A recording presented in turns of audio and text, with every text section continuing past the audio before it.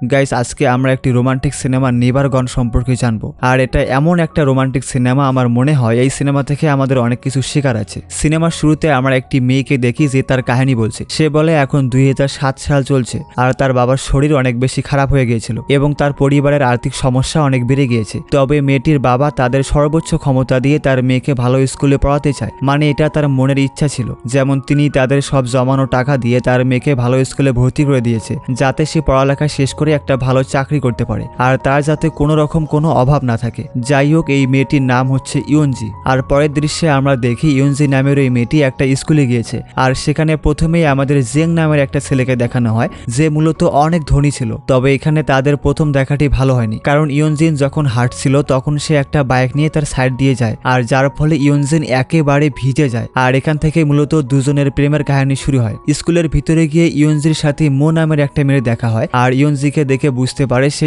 স্কুলের নতুন ছাত্রী এবং তাকে বলে তোমার যদি কখনো কোনো হেল্প লাগে তাহলে তুমি ডিরেক্ট কাউকে কিছু না বলে আমাকে বলতে পারো। আর আমরা বুঝতে পারি মাইয়া দেখতে যেমনই হোক তার মন মানসিকতা যথেষ্ট ভালো ছিল। যাই হোক, ইয়নজিন ও জেং এবং মো তারা একই ক্লাসে পড়তো আর এখানে উল্লেখ্য ইয়নজিন ম্যাথ সাবজেক্টে খুবই কাঁচা ছিল, তো ম্যাথ ক্লাস পরীক্ষাতে সে অনেক কম নম্বর পায়। আর তখন আমরা দেখি জেং তার খাতা নিয়ে তার সাথে মজা করে বা খাতা কেড়ে নিয়ে এসে খাতা দেয় না। এতে ইয়নজিন বিরক্ত হয়ে খাতা সেখানে রেখেই চলে যায়। পরের ক্লাসে জেং নামের ছেলেটি ইয়নজিনের খাতা তাকে ফিরিয়ে দেওয়ার অনেক চেষ্টা করে, কিন্তু ইয়নজিন ওর দিকে মনোযোগই দেয় না, উল্টো চেয়ারটি জেং এর পায়ের উপরে রেখে দেয়। এরপরে সে ইয়নজিনের টেবিলে বইটি রেখে বলে বইটি একবার খুলে তো দেখবে। তাই এরপর ইয়নজিন বইটি খুলে দেখে সে ম্যাথের সব প্রবলেম সলভ করে দিয়েছে। তখন আমরা দেখি জেং এর এক বন্ধু ইয়নজিনকে বলে দেখো আজ তোমার জন্য জেং পায়ে ব্যথা পেয়েছে, তাকে তো ডক্টরের কাছে নিতে হবে আর এই খরচটাই বা কে দিবে। এসব শুনে ইয়নজিন ওর এটিএম কার্ড ওদের দিয়ে দেয় আর এই নিয়ে জেং ও তার ফ্রেন্ড পুরো ক্লাসে পার্টি করে। আর মো তাদের বলে তোমরা যে টাকাগুলো খরচ করেছো এটা কিন্তু ইয়নজিনের পুরো মাসের খরচ ছিল,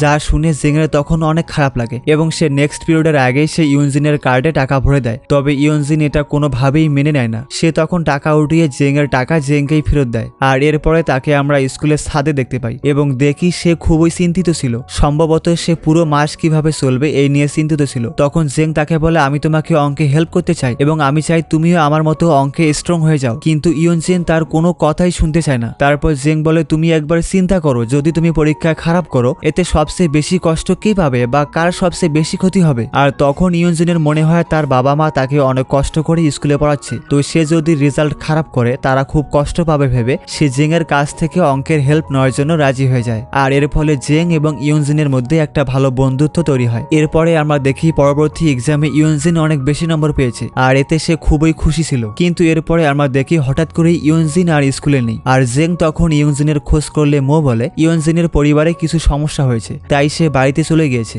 এরপরে কিছুদিন চলে যাওয়ার পরও ইয়নজিন আর ফেরত আসে না। এবার দীর্ঘদিন পর যখন সে ফেরত আসে এবং তার কাছে মনে হয় ইয়নজিন তাকে অ্যাভয়েড করছে, জেং তখন তাকে বলে তুমি কেন আমার কাছ থেকে দূরে সরে যাচ্ছ। তখন ইয়নজিন তাকে কোনো উত্তর দেয় না। তারপর সে তাকে রিকোয়েস্ট করে তুমি শুধু একটা কারণ বলো, আমি প্রমিস করেছি আমি তোমাকে আর কখনো বিরক্ত করবো না। এই কথা শুনে ইয়নজিন বলে আমার বাবা আর এই পৃথিবীতে নেই। এই কথা বলে সে অনেক কান্না শুরু করে আর মাঠের দিকে দৌড়ানো শুরু করে এবং জেং এর কাছ থেকে অনেক দূরে যাওয়ার চেষ্টা করে। তো জেং যেহেতু তাকে কথা দিয়েছে যে সে ইয়নজিনকে আর বিরক্ত করবে না, তো জেং তাকে রেখে চলে যায় যাতে ইয়নজিন নিজে নিজে ঠিক হতে পারে এবং সে তার পড়াশোনায় ঠিকভাবে মন দিতে পারে। এরপর 2 বছর জেং আর ইয়নজিন এক ক্লাসে পড়লেও কেউ কারোর সাথে কোনো কথা বলে না। এখন এসএসসি পরীক্ষা শেষ এবং তারা স্কুল ছেড়ে দেবে, এজন্য বিদায় অনুষ্ঠানের পার্টি রাখা হয়। এই পার্টিতেও সে ইয়নজিনের থেকে অনেক দূরে ছিল। আর তখন ইয়নজিনের কাছে গিয়ে মো বলে তুমি যেদিন থেকে জেং এর কাছ থেকে দূরে চলে গিয়েছো সেদিন থেকে জেং অনেক বদলে গিয়েছে, আগের মতো আনন্দ করা সে এখন প্রায় ভুলেই গিয়েছে। আর এই কথা শুনে ইয়নজিন অনেক কষ্ট পায়, কিন্তু তখন আমরা দেখি জেং তার প্রমিস ভেঙে সাহস করে ইয়নজিনের সাথে কথা বলতে চায়। আবার অন্যদিকে আমরা জানতে পারি মো নামের যে মেয়েটি রয়েছে সে তাদেরই আরেক বন্ধু জোকে অনেক পছন্দ করে। আর আজকে স্কুলের শেষ দিনে সাহস করে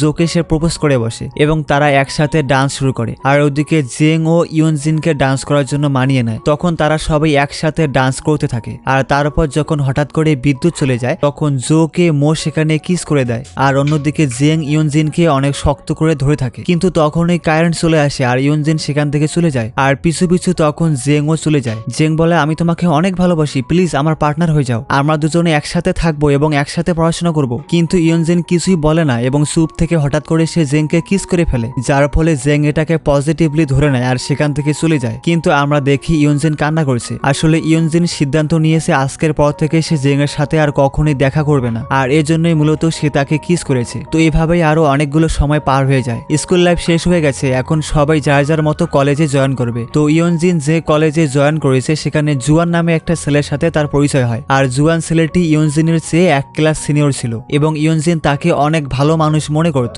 আসলে জুয়ান ইয়নজিনের অনেক খেয়াল রাখতো। এছাড়া তারা একসাথে পার্ট টাইম জব করত, আর দীর্ঘ সময় একসাথে কাটানোর ফলে ইয়নজিন ও তার মধ্যে একটা ভালো সম্পর্ক হয়ে ওঠে। আর অন্যদিকে আমরা দেখি ইয়নজিনের সাথে মো কথা বলছে এবং মো তাকে বলছে জুয়ান তো তোমাকে অনেক ফিল করে, আর তুমি তো শুধু ওকে বন্ধু মনে করো, ও আবার এর বেশি কিছু মনে করছে না তো। কিন্তু ইয়নজিন কিছু বলার আগেই সেখানে কেউ তার নাম ধরে ডাকে, আর ইয়নজিন সেখানে গিয়ে দেখতে পায় জেং এসেছে। আর ইয়নজিন যখন জেংকে দেখে সেখান থেকে চলে যেতে লাগে তখন সেং তার হাত পাকড়ে ফেলে, আর তখনই সেখানে জুয়ান চলে আসে এবং জেংকে নিজের পরিচয় দিয়ে বলে আমি ইয়নজিনের বয়ফ্রেন্ড। আর তখন জেং কনফিডেন্স নিয়ে বলে আরে আমিও তো ইয়নজিনের বয়ফ্রেন্ড, এবং এটা শুনে জুয়ান চমকে ওঠে। তো এরপর আমরা দেখি ইয়নজিন ওই দুজনকে নিয়ে মন্দিরে যায়, আর ওই মন্দিরে একটা বই ছিল যেখানে তারা নিজের চাওয়া পাওয়া লিখতে পারতো। সেখানে তিনজনই তাদের মনের ইচ্ছার কথা লেখে, আর ইয়নজিন তখন জেং কি লিখেছে সেটা দেখতে চায়, কিন্তু জেং সেটা দেখায় না। যাই হোক, একটু পর আমরা দেখি জেং এর বোন চলে এসেছে তাকে হেল্প করতে, আর জুয়ান নামের যে ছেলেটি রয়েছে তখন তাকে কৌশলে সেখান থেকে নিয়ে যায় যাতে জেং আর ইয়নজিন নিজেদের মধ্যে সময় দিতে পারে বা কথা বলতে পারে। এরপর যখন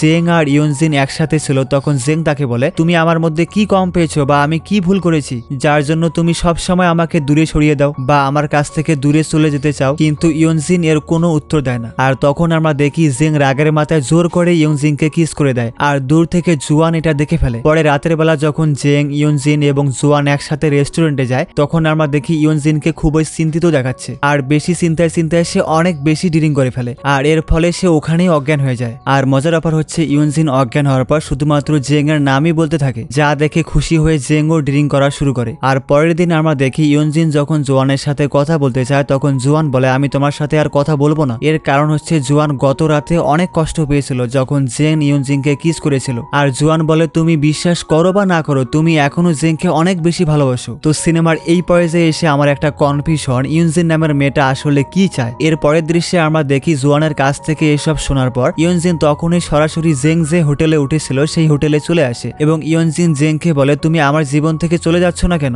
আর বারবার কেন আমাকে বিরক্ত করছো। তখন জেং বলে 2 বছর আগে তুমি আমার থেকে চলে গিয়েছিলে, আর এতদিনও আমার সাথে কি একবারও তোমার দেখা করার ইচ্ছে হয়নি। ইয়নজিন বলে আগ্রহ তোমার ছিল, তুমি আমাকে জোর করে টিউশন দিয়েছো, মানে আমাকে হেল্প করেছো, তুমি জোর করে আমাকে গার্লফ্রেন্ড বানিয়েছিলে, আর সারা জীবন তুমি আমার পিছনে পড়েছিলে, আমি কিন্তু তোমাকে কখনোই কিছু বলিনি। আর সব কথা শুনে জেং অনেক অবাক হয়ে যায় যে ইয়নজিনের আসলে হয়েছে কি, সে কি বলতে চায়। তো এরপর সেদিন জেং ইয়নজিনকে একটা শেষ প্রশ্নের উত্তর দিতে বলে এবং বলে এই উত্তর দিলে আমি চলে যাব। সে বলে আমাদের স্কুলের যে পার্টিটা ছিল সেখানে আমি তোমাকে আমার গার্লফ্রেন্ড বা পার্টনার হতে বলেছিলাম, তুমি সেদিন সরাসরি না করলে না কেন, তুমি কেন উল্টো আমাকে কিস করেছিলে, আর ওই দিন থেকে তো আমি তোমার জন্য পাগলের মতো অপেক্ষা করছি। আর তারপর সেদিন বলে হয়তো তুমি ঠিক ছিলে, আসলে সব ভুল মনে হয় আমারই, আসলে তোমার জন্য এভাবে অপেক্ষা করা বা ভাবার ঠিক হয়নি। তাই এরপর তারা দুজনে আবারও আলাদা হয়ে যায়, আর এর মধ্যে আবারও কিছু সময় পার হয়, কিছু সময় বলতে 2-1 বছর নয় 3 বছর পার হয়ে যায় এবং তাদের সবারই গ্রাজুয়েশন কমপ্লিট হয়ে গিয়েছিল। আর এর মধ্যে কিন্তু জেং বা জুয়ানের সাথে ইয়নজিনের আর কোনো যোগাযোগ হয়নি, মানে কারো সাথেই কারো যোগাযোগ নেই, সবাই যার যার মতো একা ছিল। আর এই মুহূর্তে এই গল্পের আরেক চরিত্র মোকে দেখি যে মেডিকেল স্টুডেন্ট ছিল, আর ওই হসপিটালে জো নামের যে ছেলেকে সে স্কুল লাইফে প্রপোজ করেছিল সে অসুস্থ হয়ে রয়েছে, মানে আমরা বুঝতে পারি মাঝখানে তাদের মধ্যে কোনো যোগাযোগ হয়নি। তখন মো তাকে দেখে অনেক কষ্ট পায় এবং সে জোকে অনেক সেবা যত্ন করে সুস্থ করে তোলে। আর তারপর আমাদের দেখানো হয় ইয়নজিন তার মায়ের সাথে দেখা করতে বাড়িতে চলে গিয়েছে, আর সেখানে তার সাথে তার চাচারও দেখা হয়। আর এখানে উল্লেখ্য ইয়নজিনের চাচার স্ত্রী মারা গিয়েছিল আর তার কোনো সন্তানও ছিল না, তাই সে ইয়নজিনের মায়ের সাথেই থাকতো এবং ইয়নজিনেরও যেহেতু বাবা বেঁচে নেই তাই তিনি তার মাকে হেল্প করতো। এরপরে ইয়নজিন যখন তার মায়ের সাথে বাইরে হাঁটতে যায় তখন সে জেংকে দেখতে পায়, আর জেং এক প্রকার জোর করে ইয়নজিনের বাড়িতে চলে আসে এবং সেখানে আমরা দেখি ইয়নজিনের মা কাগজের পুতুল তৈরি করতো। আর জেং তখন বলে তোমাদের এলাকাতেই আমার মা একটা ইলেকট্রিক ফ্যাক্টরি কিনে নিয়েছে, তাই মাঝে মাঝে আমার এখানে আসতে হয়। যাই হোক, জেং তখন ইয়নজিনকে কাগজের পুতুল বানানোর জন্য সাহায্য করতে চায়, কিন্তু ইয়নজিন তখন তাকে বলে তুমি দয়া করে আমাদের কাজ নষ্ট করো না, কেননা এটা তৈরি করতে অনেক কষ্ট,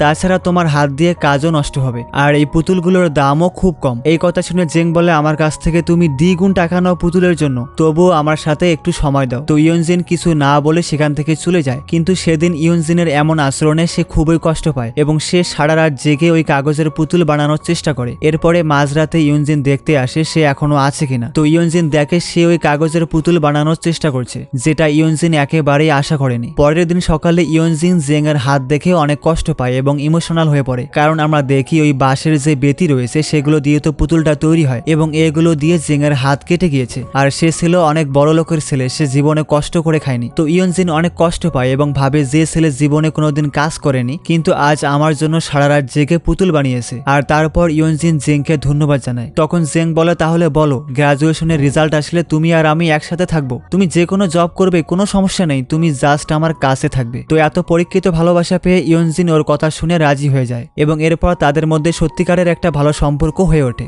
এরপর গ্রাজুয়েশনের রেজাল্ট শেষে ইয়নজিন জবের জন্য অ্যাপ্লাই করে। আর সে শুধুমাত্র এমন সব অফিসে অ্যাপ্লাই করেছিল যেগুলোতে জব হলে সে বেইজিং এ থাকতো, মানে মালয়েশিয়ান বেইজিং এ। কিন্তু ওরকম অফিসে ইয়নজিনের চাকরি হয় না। আর এরপর আমাদের দেখানো হয় মো আর জোয়ের মধ্যে শারীরিক সম্পর্ক হয়ে যায়। তবে ব্যাপারটা এখানে সংক্ষেপে আমাদের দেখানো হচ্ছে, এর পরিণতি আসলে কি হয় সেটা আমরা লাস্টে দেখতে পারবো। সেটা যাই হোক, ইয়নজিন চাকরি নেওয়ার চেষ্টা করছে কিন্তু পারছে না। কিন্তু ওই মুহূর্তে জেং ইয়নজিনকে কল করে বলে, তুমি আমার শহরে কবে আসছো? কিন্তু ইয়নজিন তখন জেংকে সরি বলে এবং বলে, আমি বেইজিং শহরে জব ম্যানেজ করতে পারিনি, কিন্তু অন্য একটা জব ম্যানেজ করতে পেরেছি। আর এটা শুনে সে অনেক কষ্ট পায় এবং কোনো কথা না বলে সে ফোন কেটে দেয়। আর তারপরে ইয়নজিন বুঝতে পারে আমার জন্য মনে হয় জেং কষ্ট পেল। তো সে তাড়াতাড়ি ট্রেনের টিকিট কেটে জেং এর সাথে দেখা করার জন্য বেইজিং শহরে রওনা দেয়। আর রাস্তার মাঝখানে জেং তাকে ফোন করে এবং সে ইয়নজিনের উপর রাগ করে সে বলে উল্টো সরি বলে এবং বলে, তুমি আমার শহরে আসতে না পারো এটা সমস্যা নয়, আমি তোমার শহরে ফেরত আসতে পারি। এই কথা শুনে ইয়নজিন বলে, আরে আমি তো তোমার কাছে যাবার জন্য অলরেডি ট্রেনে উঠেছি। তখন জেং বলে, কি বলো, আমি তো তোমার সাথে দেখা করার জন্য অলরেডি ট্রেনে উঠেছি। তাই এরপর সিদ্ধান্ত নেয় তারা মাঝ রাস্তায় দুজনে স্টেশনে নেমে যাবে। এরপর তারা সাংহাই নামে একটা স্টেশনে দেখা করে আর তাদের মুখে অনেক হাসি ছিল এবং সেদিন রাতে তারা এক হোটেলে রাত পার করে। আর তারপরে তারা পার্টনারশিপ হয়ে যায়, মানে এক ফ্ল্যাটে বসবাস শুরু করে। আর অন্যদিকে আমাদের দেখানো হয় এই সিনেমার আরেক গুরুত্বপূর্ণ চরিত্র মো এবং জো একসাথে। তো জো মোকে বলছে, আমার বিয়ে ঠিক হয়েছে অন্য একটা মেয়ের সাথে আর আমার পরিবার সেটা ঠিক করেছে, আমি আমার পরিবারের বাইরে যেতে পারবো না। এই কথা শুনে মো তাকে কংগ্রাচুলেশন জানায়, যদিও মুখের চেহারা দেখে বোঝাই যাচ্ছিল তার ভিতরটা ফেটে যাচ্ছে, কিন্তু তা সে বাইরে প্রকাশ করে না। এরপরে গিয়ে ইয়নজিনকে সব খুলে বলে এবং সে বলে সে আর এই দেশে থাকবে না এবং কান্না করতে করতে এরপর বিদায় নেয়। পরের দৃশ্যে আমাদের দেখানো হয় জেং ও ইয়নজিনকে তার বোন তার পার্টিতে নিমন্ত্রণ দিয়েছে। আর সেই পার্টিতে গিয়ে জেং ও ইয়নজিন জানতে পারে জোয়ান বর্তমানে জেং এর বোনের বয়ফ্রেন্ড এবং তারা বিয়ে করতে যাচ্ছে। তো এটা দেখে সে তার বোনকে জিজ্ঞেস করে, তুমি কি নিশ্চিত ও তোমার জন্য পারফেক্ট, নাকি ও তোমাকে টাকার জন্য ভালোবাসছে? তখন সেম প্রশ্নটা জেং এর বোন জেনকে করে, তোমার কি মনে হয় ইয়নজিন তোমার জন্য পারফেক্ট, নাকি ও তোমাকে টাকার জন্য ভালোবাসছে? জেং বলে, আরে ও সেরকম মেয়ে নয়। আর অন্যদিকে আমরা দেখি ইয়নজিন ও জোয়ান কথা বলছিল। তখন জোয়ান বলে, আমি অনেক ধনী হতে চাই আর এর জন্য আমি জেং এর বোনকে বিয়ে করছি। এদিকে জেং ব্যাপারটি নিয়ে মোটেও খুশি ছিল না। তবে এরপর তারা যখনই পার্টি থেকে বাসায় ফেরত আসছিল তখন সুযোগ বুঝে ইয়নজিন উল্টো জেংকে বলে, তুমি কি আমাকে বিয়ে করবে?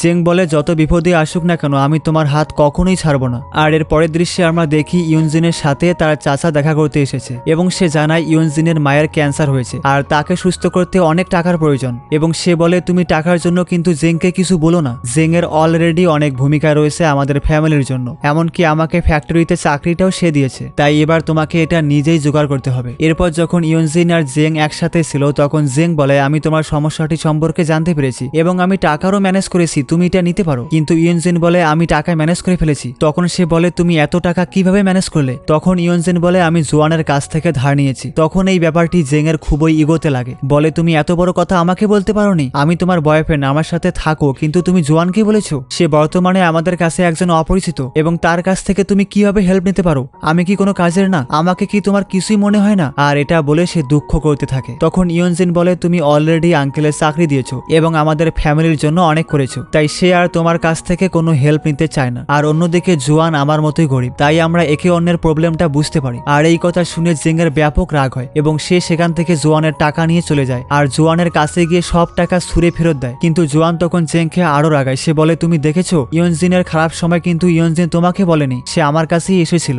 আর এটা শুনে জেং আরো রেগে যায় এবং একটা বাড়ি গিয়ে তার বন্ধু বান্ধবের সাথে ড্রিঙ্ক করা শুরু করে। আর তখনই ইয়নজিন এসে জেংকে তার সাথে নিয়ে যাবার চেষ্টা করে কিন্তু জেং তার সাথে না গিয়ে তাকে ফেরত পাঠিয়ে দেয়। আর তারপর জেং এর বন্ধুরা বলে, তুমি ভুল করছো। এরপর জেং তাদের কথা শুনে ঘরে ফিরে আসে আর ঘরে ফিরে আসার পর ইয়নজিন জেংকে একটা এগ্রিমেন্ট বা একটা দলিল দেখায় যেটাতে লেখা ছিল ইয়নজিন আজ থেকে জেং এর কাছে অনেক ঋণী আর খুব দ্রুত সে তার সব টাকা ফেরত দিয়ে দেবে। এটা দেখে জেং আরো পাগলের মতো হয়ে যায়, মানে জ্বালানোর একটা লিমিট আছে ভাই, তাই বলে এইরকম। যাই হোক, এই পর্যন্ত জেং মাথা ঠান্ডা করেছিল এবং ইয়নজিনের সকল মানসিক টর্চার সহ্য করেছে, কিন্তু সেটা সে নিজেই হজম করেছে আর ইয়নজিনকে কখনোই এটা বুঝতে দেয়নি। কিন্তু আজকে সে যেন পাগল হয়ে যায় এবং সব সত্য কথা বলতে থাকে। সে বলে, তুমি কখনোই আমাকে বুঝতে পারোনি, সব সময় নিজেকে আলাদা ভেবে রেখেছো। আর এগুলো বলে জেং কান্না করতে থাকে। আর তখন জেংকে শান্ত করার জন্য ইয়নজিন তাকে কিস করে, কিন্তু জেং থামে না। সে বলে, 2007 সাল থেকে আমরা একসাথে রয়েছি, কিন্তু আজ পর্যন্ত তুমি আমাকে তোমার নিজের মনে করতে পারোনি। তুমি সব সময় নিজেকে আলাদা করে রেখেছো। আসলে আমার মনে হয় আমরা হয়তো একজন আরেকজনের জন্য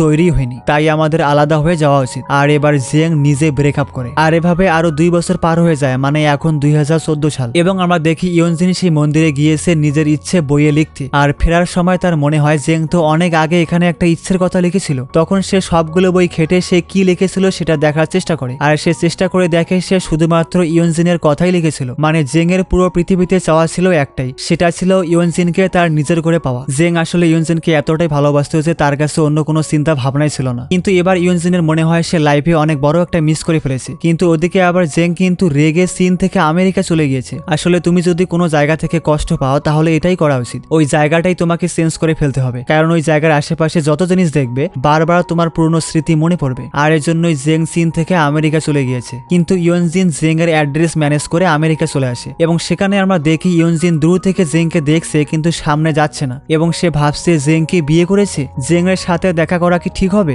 আমরা কি আবারও এক হতে পারবো? আর এখানে সিনেমাটি শেষ হয়ে যায়, মানে গল্পটা অসম্পূর্ণ থেকে যায়। এখানে মাঝখানে একটা কথা বলি, সেটা হচ্ছে রিয়েল লাইফেও আমাদের কেউ যদি ভালোবাসে আমরা বরাবরই তার সাথে পার্ট নেই, মানে অলওয়েজ পার্ট নিতেই থাকি। কিন্তু একটা গল্প আছে, লেবু বেশি চিবালে তিতা লাগে। আসলে বর্তমান দুনিয়া অরিজিনাল ভালোবাসা বা কেয়ার খুব রেয়ার একটা জিনিস। তো সেটা যদি তুমি পেয়ে যাও তবে সেটার সঠিক মূল্যায়ন তোমার অবশ্যই করা উচিত। সেটা নিয়ে বেশি টানাটানি করলে একসময় তাকে হারিয়ে ফেলবে, তাকে মিস করবে, কিন্তু সে আর কখনই ব্যাক আসবে না। আর মজার ব্যাপার হচ্ছে গল্পটা কিন্তু এখানে শেষ হয়নি। সিনেমার পোস্ট প্রোডাকশন সিকোয়েন্সে আমাদের যেটা দেখানো হয় সেটা হচ্ছে ইয়নজিন জেংকে একটা গর্ভবতী মহিলার সাথে দেখতে পায়। আর ইয়নজিন এটা ভাবে সে হয়তো জেং এর ওয়াইফ। কিন্তু ইয়নজিন যখন ফিরে যাচ্ছিল তখন জেং তাকে দেখতে পায় এবং গাড়ি থেকে নেমে জেং তার পিছু নেয়, কিন্তু তাকে আর খুঁজে পায় না। এভাবে অনেকগুলো দিন কেটে যায় আর জেং কিন্তু তাকেই খুঁজতেছিল যে ইয়নজিন আমেরিকাতেই আছে। তো ফাইনালি একদিন জেং ইয়নজিনকে পেয়ে যায় আর ইয়নজিনকে বলে, ওই মহিলাটি আমার কাজিন ছিল আর আমি আজও তোমাকে ভালোবাসি এবং আমি তোমার অপেক্ষাতেই ছিলাম। এরপর তারা দুজনে আবারও এক হয়ে যায় আর সিনেমাটি এবার এখানেই শেষ হয়। তবে তুমি যদি সত্যিকারের ভালোবাসা বা কেয়ার পাও সেটা অবশ্যই মূল্যায়ন করবে। তবে এটা এরকম হবে না যে একটা ছেলে হুট করে এসে তোমাকে প্রপোজ করলো,